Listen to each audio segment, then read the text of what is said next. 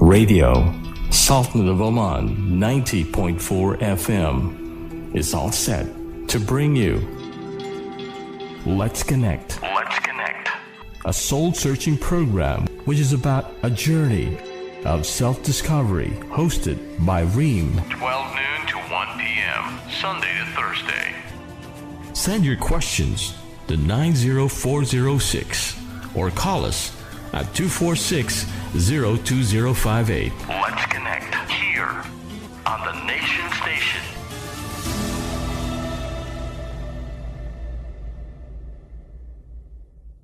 Assalamu alaikum wa rahmatullahi ta'ala wa barakatuh. Peace be with you all. Welcome to Let's Connect, your Ramadan radio program. Let's Connect is live on the air with you every Sunday to Thursday from 12 p.m. to 1 p.m. at Oman 90.4 FM. The focus of Let's Connect in this season is on values, understanding values, and how to live our values for a better self, society, and nation, inshallah. If you've missed our episodes, you can find them online at the Facebook page 321 Connect. That's a number 3, the number 2, the number 1, and the word connect, CONNECT. You can also call us in live on the air at the number 24602058. You can also send us a text message at the number 90406. This is Reem Audir, and along with me is Ali Farai throughout the blessed month of Ramadan. Ali, assalamu alaikum. Wa alaikum salam wa rahmatullahi wa barakatuh, Reem. So we're back from the weekend, Sunday. Oh, was there a weekend? Was there a weekend? I didn't feel it. Aha, it sounds someone was being productive. Oh. Which brings us to the value of today. The value of today is related to being efficient, to being effective, to generating value, and the making the best of time. And we actually said the word, which is Productivity. Productivity, the value of productivity, الإنتاجية. So let us start by going deeper into understanding the concept of productivity. بسم الله الرحمن الرحيم الحمد لله والصلاة والسلام على رسول الله اللهم علمنا ما لم نعلم وفهمنا ما لم نفهم واهدنا الطريق الأقوم إنك أنت الأعز الأكرم. Ameen. Productivity is doing the right thing right. Mm-hmm. When I say the right thing, I mean priority. So let's say productivity is often defined as a measure of the output you achieve divided by the input. Now we're going a little bit physical. Sounds like math, actually. Yeah, math and physics. But let me just say it differently. Mm-hmm. Having high productivity means that we achieve relative to the amount we exert. Mm-hmm. However, what most people mean by productivity is the ability to complete lots of work and create value in our lives, whether it's for ourselves or others, and in most cases, our employer. Mm-hmm. I like to think of productivity a little differently. I think of it as a measure of doing what matters most, which is our priorities. Interesting. And it comes, like you mentioned, there's the context of work, where in the context of work, we understand what our requirement is to deliver. And so by delivering that, excelling on it, we're being productive, but also personal productivity, which is a very vast area as well in our lives, in how we manage our own personal arrangements, our own goals and ambitions. Yeah, and I could actually get into the Islamic part of it, and let's say for us Muslims, the most strategic or efficient use of our time is to ensure that whatever we do here on this earth also carries some value into the next level. Allah subhanahu wa ta'ala says, I created the jinn and mankind only that they might worship me. وَمَا خَلَقْتُ الْجِنَّ وَالْإِنسَ إِلَّا لِيَعْبُدُونَ. Now, there's some wonderful news. That is that worship comes in a multitude of forms. It's not just prayer, but it's all good deeds, including your daily work, as long as it's directed towards pleasing our Creator. Yes, we can use the context of, for example, connecting with people in this show. Can be considered an act of worship. Someone who's tuning into the show to gain, to benefit and better themselves can be considered an act of worship because the intention is there to please Allah. Exactly. Yes. It all comes with the intention. So whatever you do, even sleeping, Yes, Yeah, to rest and then if you get actually up have, and if you do have that good. intention that I'm going to sleep, Yes. so that I would be, more energetic when I wake up and do and perform something. Yes, amazing. Every act, SubhanAllah. lifestyle. Every act is a worship, and Prophet Muhammad said, it's very simple. Every act of kindness is a charity. Yes. So anything you do is a charity. It's the intention that comes The within intention, yourself that yes. changes Keeps reminding everything. us to tune in to the intention. And it's worthy to spend time talking about the importance of time, as you've mentioned in Islam. The hadith where the Prophet, peace be upon him, says, take benefit of 5 before 5. Your youth before old age, your health before your sickness, your wealth before your poverty, your free time before your preoccupation, and your life before your death. And this just shows us the importance of how we are utilizing our time and whether we are making best of it. And it gives us the key things. For example, when we're not youthful anymore, when we're old age, we look back and say, oh, only if when I was more energetic, I could have done more good. As well as health, we take it for granted. The moment, we start experiencing illnesses, we say, only if. Wealth. Doesn't necessarily, wealth might not mean exactly financial or being rich, but your provisions and your free time, and overall, it's beautiful how the hadith says your life before your death. Wow. Because that is the time as well to prepare, get us ready for the afterlife. And so this is where productivity is very important, how we are making the best use of our time. But these are really the moments when you need to be productive. But again, I would say to those who might even say, hey, it's too late now. I'm old. Oh, life before death, you're still alive. Exactly. Yes. I don't have more energy. I'm sick. Maybe I can't walk or whatever. You still have the chance as long as you're living on this earth. You have life. Yes. You life. have your life now. You can be productive within your means. And you spoke about the word generating value. So what value do you want to deliver and be productive in that? Yeah, you can always do. And there are many examples, you just search, you Google them, and then you'll find example of people who, if you look at them, you'll say, hey, I can do better than this person. Then why you're not doing it? You ask yourself that question. Yes. But I would say, often we all seek to make changes for better. That's human nature. But how to make the change itself? The greatest discovery of the 20th century, according to modern psychologists, to transform human behavior is the formation of positive habits. So if we want to become more productive, the key is in forming and keeping the right habits. Habits that are, of course, repeatable actions that can be performed. So if you take a moment to think about who you are and what you can achieve, it's all based upon habits. You are your actions. So you are what you do. Now, if you can actively choose your actions, you can change who you become. Yep. Yeah. Let's talk about as you've mentioned, building habits helps us become productive. There's successful habits that we can talk about. But let's question, why are we sometimes not productive? What makes us not productive? I think it's mainly it's us from inside. It's maybe we're not self-motivated. That's the main thing I would say. And then we can look at the outside. People are not motivating us. Maybe there are some rules around there that's stopping us from doing what we want to do. You're so energetic. You have a lot of talent within yourself, but there's something that is stopping you.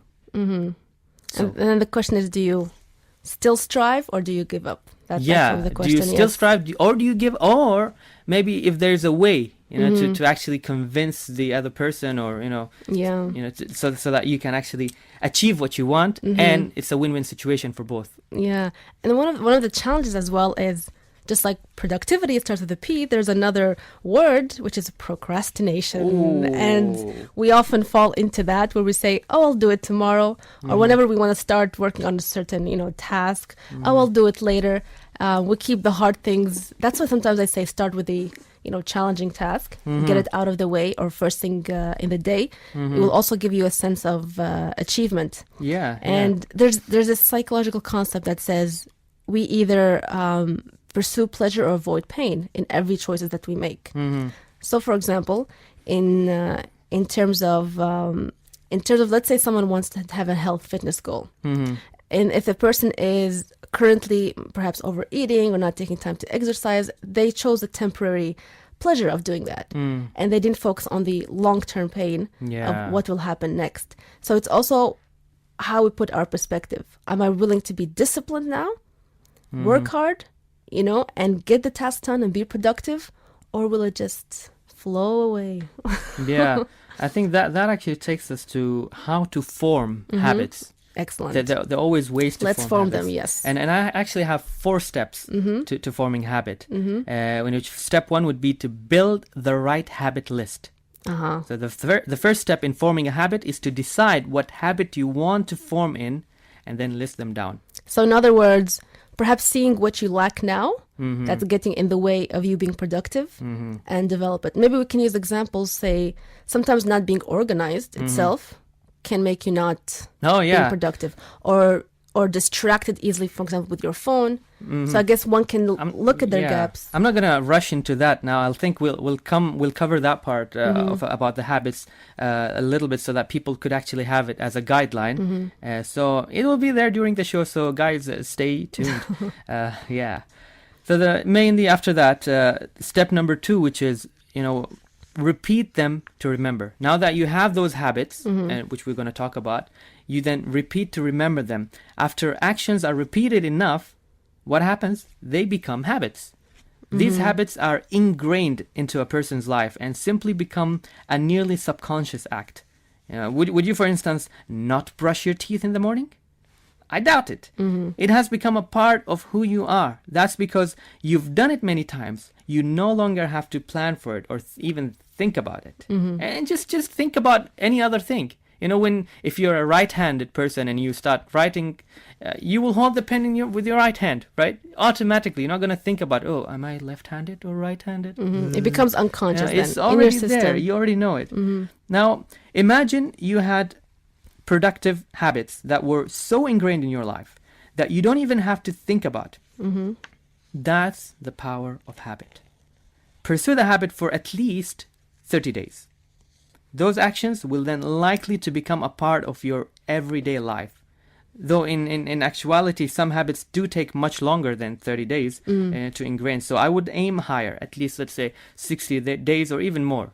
But I mean, look at the example that we have, Ramadan. Yes. Now, if someone says, "Oh, I want to become a better Muslim, or I want to become more closer to God," and there's been the whole year I'm not really performing well. Okay, there's Ramadan. Yes. Ramadan is like a training session for you. You start with the first day. You're so maybe excited yet lazy at the same time because you're not used to that habit, and then you're building it up slowly until the 30th day, and you're already picking up that habit. Then you can just continue throughout the year. And then you can sustain it, yes. We'll go for a break and we'll be back. Radio, Sultan of Oman 90.4 FM is all set to bring you Let's Connect. Let's Connect. A soul-searching program which is about a journey of self-discovery hosted by Reem. 12 noon to 1 p.m., Sunday to Thursday.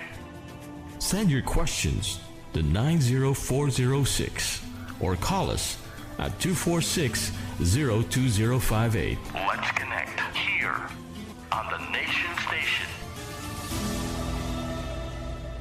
Welcome back to Let's Connect, your Ramadan radio program. Our topic today is on the value of productivity. You can call us in. We're live on the air at the number 24602058. That's 24602058. Now, Ali, before we went on the break, we're talking about instilling habits, and I think it's worthy to notice that we had a prayer break right now, and it's how Islam as a lifestyle regulates our timing as well, because where we regulate our time during the day according to our prayers, and so there's a sense of efficiency as well and scheduling your day. True, Yes. true. That's part of it. That's part of being disciplined. Yes. Yeah, and sometimes we hear people say things like, we have English time and we have Arab time. First of all, there's no such a thing as that. It's a personal thing, and it's how you are disciplined as a person. And how you honor time. And we saw how time is a very valuable thing in Islam. Exactly. Before it goes away. It doesn't come back. See, we had this show and we had to stop for adhan. So that's something kind of respecting the time. Yes. Yeah. So we talked about two habits, 2 steps, which are building the right habit list and then repeating them to remember. And step number 3 is track it. Track whether you've achieved in those habits each day. What can be measured and tracked is more likely to stick. At least you'll also know where you stand with yourself. So and nowadays we have lots of phone apps and they can help you. They can help you to track your habits. But if you're still into the paperwork and all that, it's fine. You can use papers, and sometimes you feel much better if you use I'm more of a journal paper pen kind of person, as you can tell. I can tell. I have things written on paper and he hasn't printed. Whatever works for you. Whatever works for you. Exactly. So that was step number 3. Step number 4, which is don't be hard on yourself. If you miss a habit one day, don't beat yourself up. Stay positive. Pick yourself up next day and move on. It's no big deal, and it will not break the formation of your habits at all. So just calm down, cool down if it happens. But if it happens by mistake, or maybe you didn't have time, if there was an excuse, don't try to make excuses. That's the thing. Yes. Be disciplined in that. And there's a quote by Jim Rohn that says, motivation gets you started. Habit keeps you going. Yeah, and that will actually take us to defining some habits, which we will talk about it. Maybe if there's a phone call, I don't know. No, we'll connect later. Yes. Okay. It reminded me of the concept of between saying I will try to do something versus I will do something. If you notice it, if someone says, yeah, I'll try to do that, they're already giving themselves a space of a probability that something might come up where they won't do it. Yeah. Another one is when saying, for example, I can't find time to do this and that. And when we hear I can't, it usually means I will not find time to do this. And I think it's worth it to catch ourselves. One of the things that we can do is look in our lives and the moments when we say, I can't do this, or I can't find time to do this. I wasn't able to do this. And switch that sentence. For example, I can't find time to read. This is something many people say commonly. I can't find time to read books. Now take that statement and change it to, I will not find time to read books. That actually reflects the reality of it. Because when you say I can't, you're automatically telling yourself, I will not even bother. It hurts, but that's what it means. It means I will not even find time for it. So it's worthy to catch ourselves when do we say that. I think that we have a call now. Okay. Assalamu alaikum. وعليكم السلام ورحمة الله وبركاته. Assalamu alaikum, Ustad Khalid Rawahi. Khalid Rawahi. Welcome to Let's Connect. Great to have you on the show. Thank you very much. Assalamu alaikum, Ustad Khalid. And with me is Ali Al-Farai. وعليكم السلام ورحمة الله وبركاته. Nice to hear you in Ramadan. Shukran. Ramadan Mubarak. How's Ramadan for you so far? Alhamdulillah, time is passing so fast. It is. Yeah. Again, we talk about time and how time passes. Very valuable position. So, Ustad Khalid, we're talking today about the value of productivity. So we'd love to know your views on that and how you personally go about it. Yeah, talking about values again, as we know, that values will differ from one person to another. But what's in general and what's common actually with almost everyone, that values are the things that people or someone will have most important in our heart, the sort of person that we want to be, and the significance and importance we like. If it's the value we with family or health, community or spirituality. We're talking about productivity and productiveness is our acceptance actually of morality and recognition of facts. This is how we talk about values in productivity. Is this specifically you'd like to talk about, or in general about values? And specifically the value of productivity. So what are your views on being productive? Yes. in productivity. Many schools actually about it, which I like most. It is if you like to boost your productivity in whatever you are doing, you have to have passion with what you are doing. You need at the beginning actually to decide what is your values, and that's common, and that's obvious actually. Then later on, you have to be passionate of what you are doing and value the time that you spend on whatever you'll be doing. Talking about time, we know that the Islam is valuing time in every moment. Yes. It is what is the most precious value. Actually, one of the most precious value is time that we need to value whatever we're doing. That's why whatever we're doing, we have to have passion about it, so we can get the most out of it. Excellent. I like that you use the word passion. And I just, want to share with the listeners that, mashallah, you're an entrepreneur.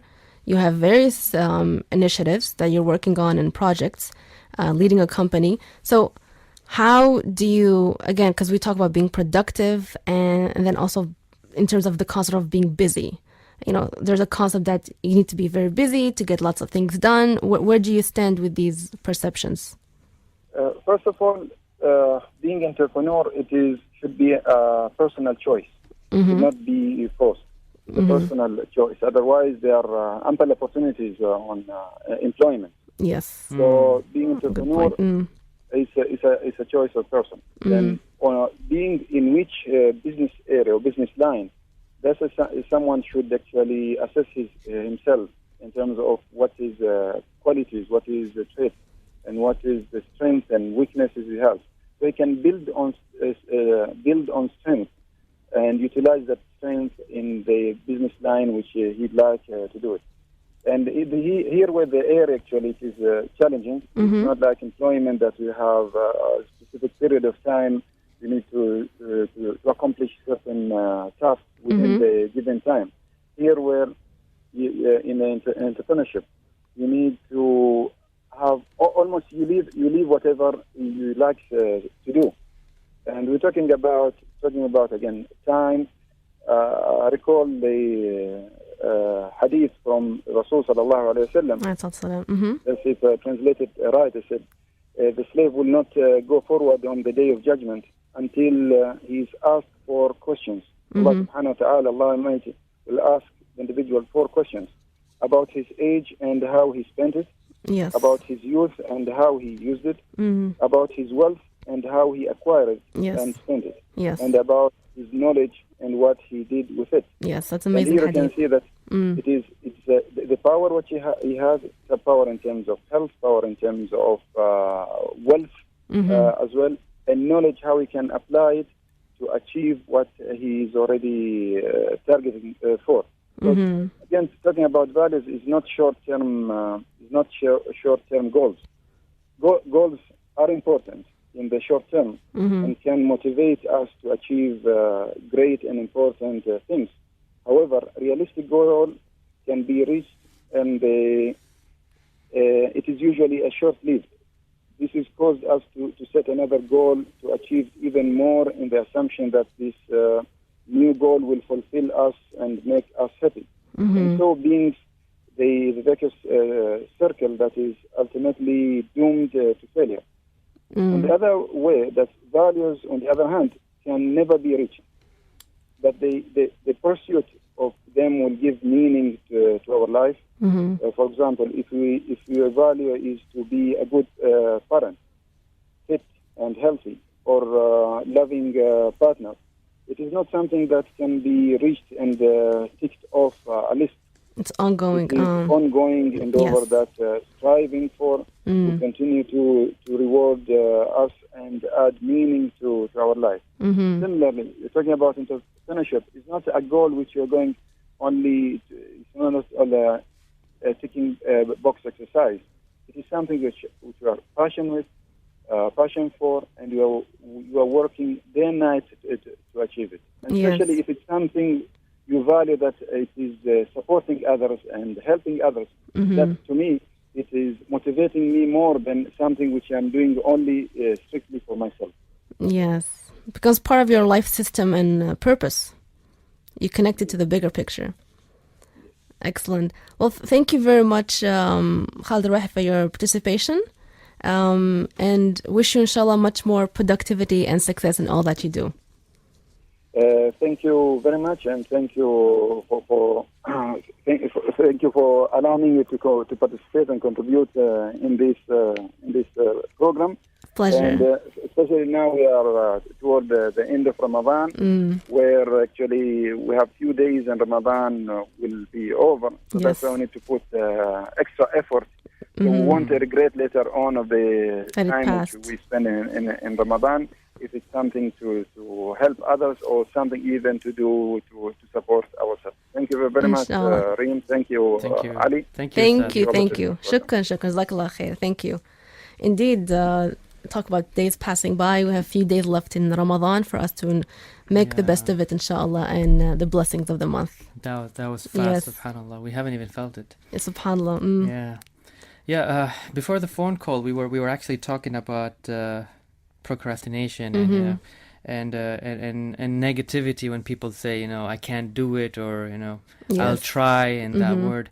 But there's another word that some people are making, or let's say misusing it, which again reflects back on us to the other people, thinking that it's okay, they're just lying. I think I'm gonna guess it. Yeah, is it inshallah? Inshallah. Exactly. Every time someone says, when you ask, okay, are you going to do this job today? Inshallah, I'll do it.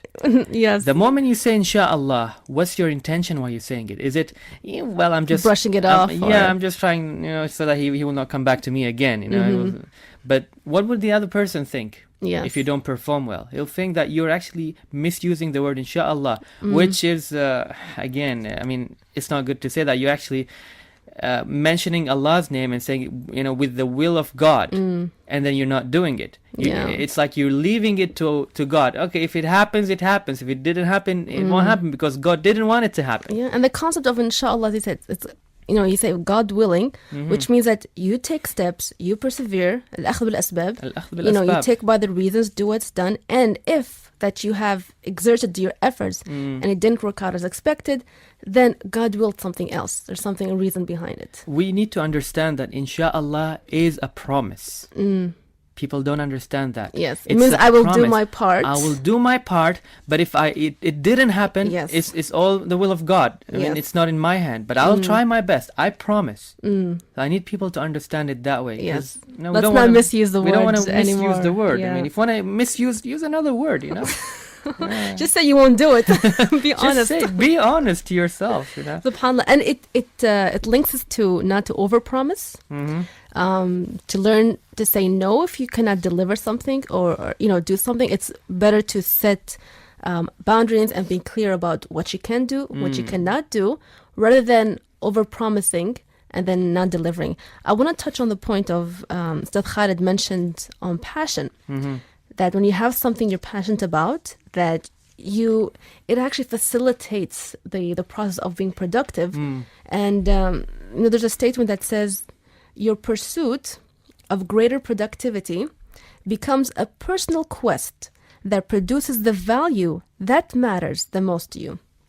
Too often, we adopt, and I like this statement, a socially conditioned definition of value, which tends to be very limiting.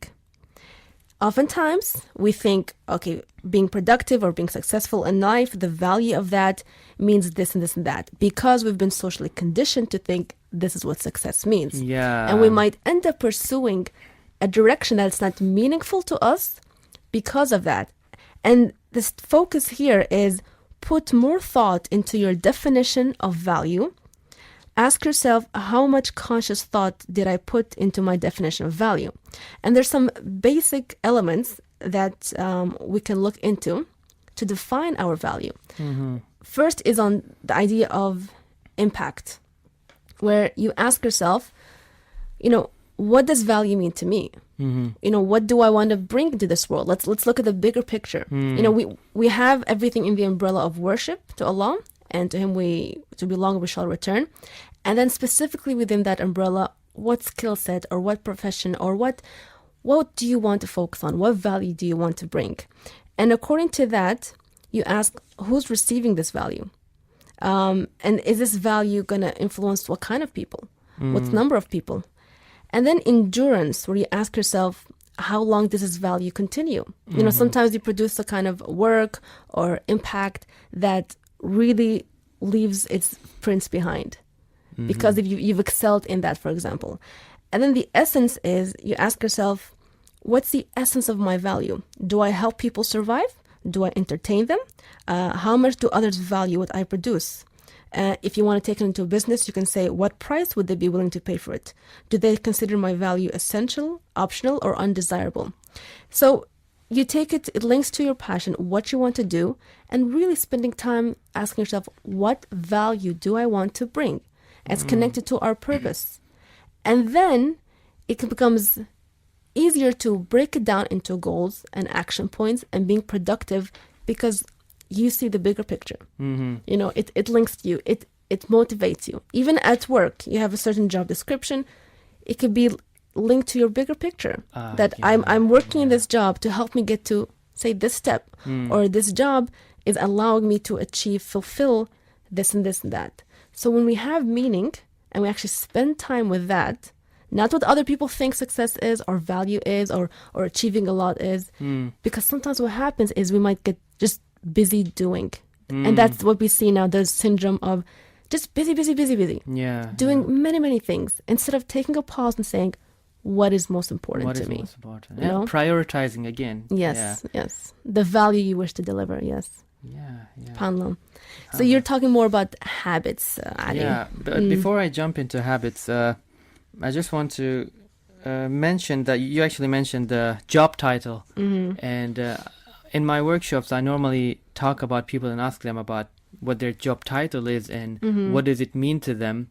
And then I just answer the question by saying, hey, listen, if I have a business, in my business, I need to have a CEO and I need to have a marketer to market my business. And then, okay, it's complete, but there's something missing now. Who's going to count my money? Who's going to bring money in, out? We need a finance department. So it's part of the company plan, you know, to have certain jobs. And then within that job, you try to find and seek who is professional in that particular job, and you look for it. So once they choose you for that job, let's say you're a finance manager, you know, or an accountant, you have been chosen because you're the right person for that particular job. You're the one who's going to fulfill that goal, you know, the company's goal that, you know, that they actually meant to happen. You know, it was planned for you.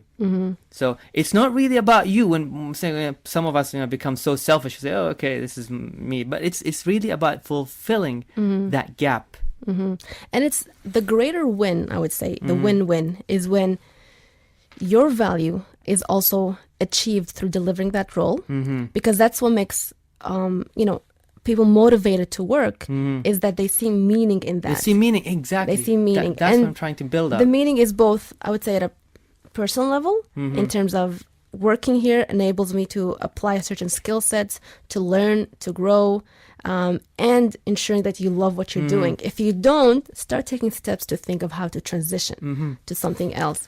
And at the same time, you're fulfilling a greater purpose of the organization.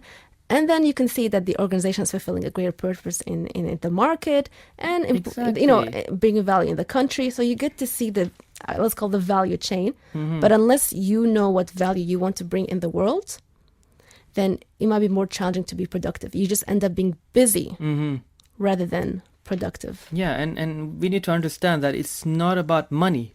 You know, people say, I want to work because I need money. You know, I have bills to pay, I have family, all that. Of course.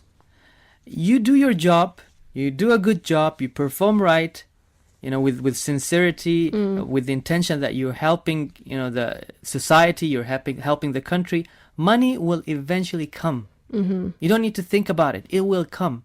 I mean, imagine, let's say I'm a trainer, okay, and I go and deliver a workshop. And if my audience they know that I'm there for money. Because I know if I stand there and I talk for an hour or two, I'm going to get money out of it. What would the feeling of audience be? If this guy is not sincere to his job, he's only here for money. He's He not doesn't care. delivering value. Yeah, we go back to it. Yeah, for me as a trainer, I would say I don't care. They pass, they fail, they don't get the information. I don't care. I'm getting my money. How would you feel? Actually, you end up losing it then You because end up it's losing. if you're not bringing value in this world, eventually the world will. Yeah. It's like, oh, this person's not delivering value. We'll choose someone else. And I noticed in what you mentioned, previously, it's not just about me. It's about others. So in order to be productive, you're focusing on many people, not just one person, which is you. No. Yes. Many people. Yes. It reminds us that we're not living for our own particular goals. We have a bigger purpose as well. And part of making use of time is saying the blessings as well that Allah gave me, the gifts that I have, the talents. How am I using them? And we will be questioned on that. Exactly. And am I using them to generate value? And that's where you will find your happiness and you start being productive. Exactly. Yeah. Exactly. So, shall we go through the habits? Yes. Okay, I've got a few productivity habits. Well, mainly 5. I hope we can cover them up. We'll see. Habit number 1, and you already mentioned that, by the way. Get organized and purposeful. And let me ask this. Have you ever been in a situation where you felt completely overwhelmed because of how much work you have on your plate? And then you just sat down and written down a list of tasks and then felt infinitely better? Yes. I think we all have. We have a call. Okay. Assalamu alaikum. Alaikum salam wa rahmatullah. Assalamu alaikum. Welcome to the show. Thank you. Welcome. This is Nader Zakwani. Yeah, Nader Al-Azkawi. Al-Askawi. Al-Askawi. Nader Al-Askawi. Welcome to Let's Connect. Welcome. How was your Thanks a lot. day? Alhamdulillah, all is good. How's things with you? Well, alhamdulillah. Pleasure to have you with us. Did you have a productive day? Oh yeah, it's productive so far. Alhamdulillah. So Nader, mashallah, you've I know your views on productivity, that you also started an initiative to motivate staff, to get them to be productive. Would love to, learn more about that and what you did. Okay, well, first of all, I've tried to find out the issues that we have when it comes to productivity in this country.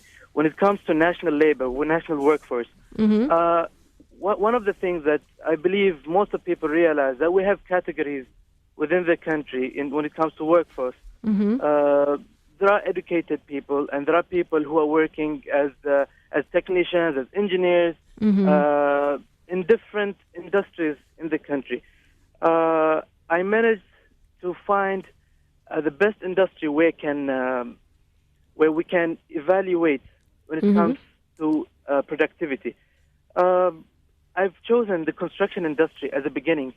Okay. I've chosen that industry to see as the construction industry. We can see that less Omanis are working. When you compare it to other industries, you can see that the Omanis are working there are less. The number of them are less. And nowadays, the government are trying to Omanize these positions when it comes to technicians, electricians, plumbers, masons on site and construction sites. And unfortunately, what I've seen in the construction industry that the national labor are not doing really good over there. They're demotivated. The productivity with them is not up to the standard that even the companies that are hiring them are not getting the productivity that they need. So why is that from your understanding, Nader? Why is that? Well, there are a list of things. Well, first of all, if you want to see, if you look into the factors, the productivity factors in general, we'll say productivity factors in general. What makes a person produce or not produce? It's motivation, compensation, competition, the atmosphere of the work itself. So when I went in depth, I found one of the companies that they've welcomed this idea, they've welcomed this initiative, and they've agreed on me to do this research on them and adopt this initiative within their project. One of the things that I found, most of the companies, we understand that companies hire national labor in order to fulfill Omanization percentage. That's statistic-based. We do understand that the construction industry is something new to the national workforce. It's something new. If we go into oil and gas is something that Omanis has been working on since the 70s. the construction industry is something new. We haven't seen lots of civil engineers, civil workers, construction workers on site in construction and roads and all. So it's something difficult. It's something new to the national labor. Okay. Unfortunately, many of the companies have taken this, recruiting the construction laborers, the Omani construction laborers, as a tax. They don't put into consideration that they need to develop these guys. And at the same time, for the reason of the demotivation and because of the background as in construction is not something that they used to be working in before. So it's something that it caused a big demotivation from the workers' side. New environment. And yeah, we understand that the organizations here, the companies mostly, who are the construction companies, they also need their benefits as well. Okay, but what I've seen that most of the companies, they haven't taken a step forward to develop these Omanis, these nationals, not even when it comes to in-house training or even setting up a proper program for them in order to develop and even to give them that job satisfaction. Yes. So what I've done is I gathered all the national laborers there. I gave them a talk and told them that, explained to them the importance of their jobs and what we need and how will their productivity improve the national economy. Excellent. And not just the national economy, plus the company, their employer, plus themselves. They start seeing the value of what they do. That's powerful. Sorry? They start seeing the value of what they're doing, the impact it brings. Yeah, exactly. Yes. Yeah. I had to explain that. This thing took time. I mean, in the beginning, it was a little difficult to them. It was a little difficult to them. This is something new to them. The construction industry. They were on site. The weather is hot and all. I tried to find solutions. I communicated earlier with the company. I tried to find solutions to make their job easier and more productive. Okay.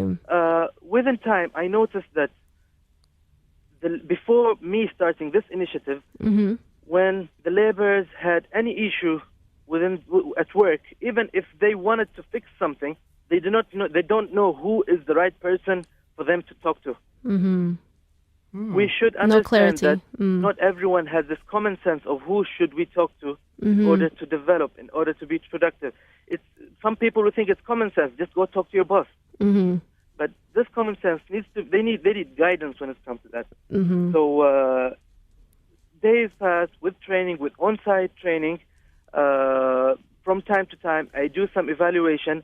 I've created a system where we can develop, we can improve, where we can evaluate, we can catch up with their development. What did they learn? What did they produce within every month? And within a period of less than 8 months, we've seen a big improvement from different people on site in the construction site, from the consultancy companies, from the clients. Amazing. They have noticed that, yes, before we didn't used to see them on site, except seeing them for a few hours or few minutes, actually. They can hardly see them on site. And there's been a big improvement when it comes to their productivity. And I believe that initiatives like this, I wish that everyone should start initiatives within their company in order to develop their national laborers. If this developed within this generation, automatically the coming generations will be developing as well. Because you set an example, yeah, and a call for the HR units as well. And Nader, I'm wondering, when you launched this initiative, was the management on board as well, supportive in the process? Sorry? Was the management as well supportive in the process? Yeah, well, I was so impressed. Without the management within the company, within the project itself, this thing wouldn't have worked the way it is. Yes. Well, I really encourage this thing. I encourage initiatives like this, and I wish, I hope all companies, especially companies where they're trying. I mean, it's been a known thing that many companies are recruiting nationals just to fulfill the Omanization percentage, and I think we should all of us, we should follow up with this. We need to see all the companies, whether they are just recruiting for the sake of Omanization and fulfilling the percentage, or actually developing them and utilizing this national labor in using them and utilizing them in developing their company and their project. Excellent. And it's very important it's great to know that the management was very supportive in that, because sometimes the challenge is that initiatives are rolled out, but then say the boss or, the manager didn't catch up with it. And so the employee might still feel, I'm demotivated. And I think in those situations is when we need to take self-responsibility. We should always, but learn to take self-responsibility of our motivation and productivity. At least take it as, I want to deliver something valuable. Yeah. Excellent. So, Nader, I'm curious, what makes you productive, mashallah? Well, it's always about, it is also the background of where I work and who was my mentors and who are the people I listened to. One of the people that I that really inspired me is Marhum Sheikh Khalfan Al-Aysri. Allah yarhamu, yes. And I think we need, if we had more than one of him in this country, it will help a lot in developing this country. Developing in this country when it comes to economy, when it comes to politics, when it comes to productivity, when it comes to everything. And I really admire his values, his goals, the methods that he used to develop especially shabab, the youngsters within the country. Yes. And I really wish that we have more of this initiative, and we want people to work, as Ali said, we should work not just for money. We should work because we are part of this country, and every individual in this country should be part of developing this country. And we're not it's not the country should be there for us. We should be there for our country. We should be working from our hearts, from deepest. We should do everything we have, not just for what we earn, for the salary, but also for the country. And as Ali said, money will come eventually. Yes, mashallah. Well, Nader, you're an inspiration with your example. And I think Baraka Fik as well, and others to get inspired by that. And you've mentioned Sheikh Khalfan, Allah yarhamu. It's up to us to take that message, to live it, to convey it. And the most powerful way to do it is, as you have done, is by action. And I'm sure those employees that you've worked with, they themselves can then convey that to others as well, to other colleagues and there's staff. There's a message that I want to say, tell Nader, tell myself, to everybody. There was only one Sheikh Khalfan. And mashallah, he did a great job. Yes. But now there is Nader, there is Reem, there is Ali, there are other people out there. Each and every one of us have to do something about it. Yes. Exactly. We need to be productive. We should not lie down and that's it and say things will come to us. No, we need to have that go initiative. out there and we need do to it. go Yes, out. work It's not hard. about us, it's about others, it's about people. And that's what Allah yarhamu Sheikh Khalfan had in his Exactly. mind. He didn't think about himself. He thought about people. Even when he was sick, he was sick and tired and he was even bleeding, but he was standing there talking to people. Exactly. Yeah. It reminded me of a statement Sheikh Khalfan used to say, is that when you go to work, regardless of your role, think of yourself as the CEO of that role. So always reminding us to see the importance of what you are doing. Exactly. And one of the things that I really admire is the positiveness that he has. Everything is always positive. I personally, I really hate the mentality of nagging, of always things are negative, complaining regarding everything. There are so many. We can see everywhere around negative. People are complaining without taking any step forward, Yes. without doing anything. It's just that it's the company's, the employer's responsibility to do something for me. But it's actually supposed to be the other way around.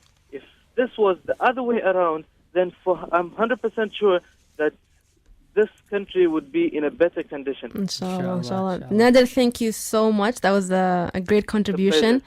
Keep up your great work, and let's all motivate each other to do good. Shukran, Nader. Thanks a lot. Thank you. Thank you very much. So the last point he mentioned as well, instead of focusing on problems and nagging, be solution oriented. And that's a very important part of productivity as well. You focus on finding solutions. Exactly. Yes. Exactly. So we'll quickly go through you said get organized, first point. Yeah, so that was the first point, to get organized in whatever you do. To help us in our habits, yes. Yeah, and then we got step 2, or habit number 2 is take one step at a time. If you consider for a moment how people climb mountains, in fact, the idea of climbing a mountain is literally impossible when you think about it. You can't. Yes. All you can do is take one step at a time, and that applies to doing big projects. And Prophet Muhammad, peace be upon him, said, the deeds which Allah loves the most are those done regularly, even if they are small. So start with one step at a time. Inshallah. Yeah, and habit number 3, I would say, productivity habit number 3 is manage your sleep smarter to ensure your energy. Yes, I'm talking about sleeping. Yes. Sleep is really mystical. It's something that we can't quite understand. But one thing for sure, we need to sleep in order to keep our mind fresh. Now, the magic to better energy is the nap. Nap. Refresh yourself. Yeah, napping is exactly considered by many people, I would say, it's considered by them that it's something done by those who are weak and lazy. Truth is it's a power nap. It's a great way to give you an extra day Yes. inside your day. Yeah? We have a call. Assalamu alaikum. Again, very great show, but we have few minutes remaining. So I'd like Indeed. to share Welcome, Tariq, to the show. About productivity, Reem and Ali. Yes, we'd love that. From my personal experience. One would be, I would really clear my mind by walking away from whatever activity that I'm working on. And then when I come back again, I become very productive. The secondly would be eliminating the unnecessary things from meetings, mundane tasks, projects, etc. And then I would focus on what I do best and delegate the rest for others who could do better on them. And of course, by following it up. Excellent. Last but not least, I would learn to say no to the things that are unnecessary. Of course, it's one of the hardest things, especially here in Oman and we as the Arab world. But trust me, it's one of the most efficient thing to do. Helps you I prioritize. think that's what would be one of the things that I would like to share as far as productivity is concerned. Thank you so again, much. I would like to wish you guys the very, very best. I'm really enjoying your program. Thank you for that Thank you very winning much. formula. Thank you, Alright, Tariq. bye-bye. Inshallah. Thank you. Bye-bye. That's lovely because the focus, the importance of focus, eliminating time wasters, and also Khalid mentioned this, what Tariq also mentioned, is focus on your strength, and what is not your strength, either delegate it to someone. A company can outsource. A person can ask for help if something is not their strength. That's a powerful thing. Yeah, Yes. and think about it. We nowadays we're more into multitasking, which is and we are really proud about it. But we should not be doing that. We should focus on each one. When you focus on one thing, you're going to be more productive. If you Yes. start, distracting yourself from other things, it will take you around 16 minutes to get back to what you've been doing. Yes. And by the even way, the quality of what you're yeah. working on might not be as high quality. And that actually is one of the habits. Actually, it's the 4th habit, which actually he mentioned. So the 5th habit, what I would say, is remembrance of Allah. Beautiful. It will offer you, Allah's facilitation. And there's a book actually called the 100, a ranking of the most influential people in the world, and it was also reprinted in 1992. It said that the first person on Heart's list was Prophet Muhammad sallallahu alaihi wasallam. He's the most influential person. But it all happened because he was remembering Allah for whatever he was doing. He's a simple man in the middle of a desert who existed at a time when Arabs were relatively in chaos, managed to be the most influential man in history, at a time where there was no internet or mobile phones, and at a time when his own family and city they rejected him.